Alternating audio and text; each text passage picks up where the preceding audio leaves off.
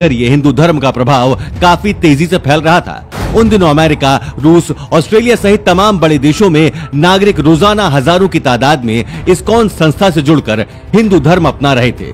भगवत गीता के प्रचार प्रसार के कारण कृष्ण भक्तों की संख्या लगातार बढ़ती जा रही थी। विदेशी सड़कों पर मृदंग और हारमोनियम पर हरे कृष्ण नाम संकीर्तन में लोग स्वतः ही शामिल होकर नाचने लगते थे। ईसाई, यहूदी, मुस्लिम तमाम लोग धर्म छोड़ रहे थे। ये सब देखकर कट्टरपंथियों के सीने पर सांप लौटने लगे। इस्कॉन विरोधियों का रोम रोम जल रहा था। उन लोगों में ये डर बैठता जा रहा था कि अगर ऐसे ही चलता रहा तो धीरे धीरे देश के सभी नागरिक हिंदू हो जाएंगे। परंतु समस्या ये है कि अगर इस्कॉन को रोका जाए तो कैसे रोका जाए, और आखिरकार पोलैंड की राजधानी वॉर्सो में एक शख्स से ये सब बिल्कुल सहा नहीं गया। अंत में उसने भगवान श्री कृष्ण पर आरोप लगाते हुए इस्कॉन पर केस फाइल कर दिया।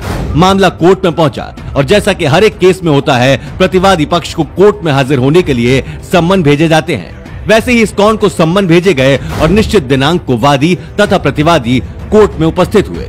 वादी पक्ष नन ने अदालत में मांग करते हुए कहा कि पोलैंड में इस्कॉन को बैन कर दिया जाए, क्योंकि इस्कॉन के अनुयायी उस श्री कृष्ण का गुणगान करते हैं जिसका चरित्र ठीक नहीं था।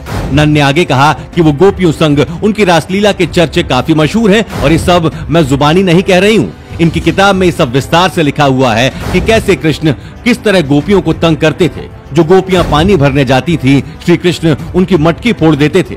नहाती हुई गोपियों के कपड़े उठाकर पेड़ पर बैठ जाते थे। बांसुरी की धुन पर सैकड़ों गोपियों को एक साथ नचाते थे। इसके अलावा रासलीला का वर्णन तो ऐसा ही है कि पूछो ही मत। हजारों गोपियों के साथ श्री कृष्ण एक ही समय में नाचते थे।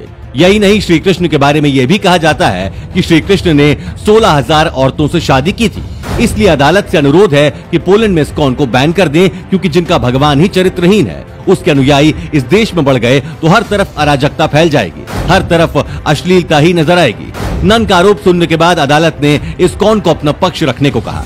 तब इस्कॉन के एक विद्वान ने अदालत से विनती करते हुए कहा कि माय लॉर्ड, मैं ज्यादा कुछ नहीं कह रहा। आप इस नन से शपथ को दोहराने के लिए कहें जो शपथ इन्होंने नन बनते समय ली थी। इस बात पर जज ने उस शपथ को तेज आवाज में बोलने के लिए कहा, परंतु नन कुछ नहीं बोली, वो चुपचाप खड़ी रही।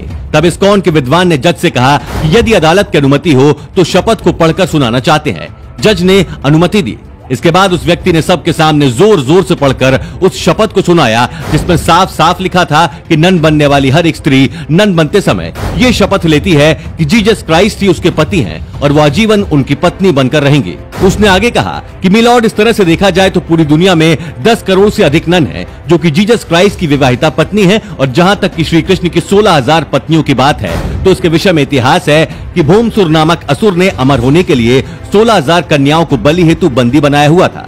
भगवान श्री कृष्ण ने भौमासुर का वध करके उन सभी 16,000 कन्याओं को आजाद कराया और समाज में उन कन्याओं का तिरस्कार न हो, इस कारण उन 16,000 कन्याओं ने भगवान श्री कृष्ण को अपने पति के रूप में स्वीकार कर लिया और भगवान श्री कृष्ण ने उनके सम्मान के लिए उनसे विवाह किया। ऐसे में अब कोर्ट तय करे कि भगवान कृष्ण और जीसस क्राइस्ट किसका चरित्र ठीक नहीं है। इस बात को सुनकर कोर्ट रूम तालियों से गूंज उठा और हरे कृष्णा के जयकारे लगने लगे और ये केस उसी वक्त खारिज हो गया। तो दोस्तों, भगवान कृष्ण पर निराधार सवाल उठाने वालों को आप क्या संदेश देना चाहेंगे, हमें कमेंट में लिखकर बताएं। साथ ही इस वीडियो को शेयर जरूर करें। धन्यवाद।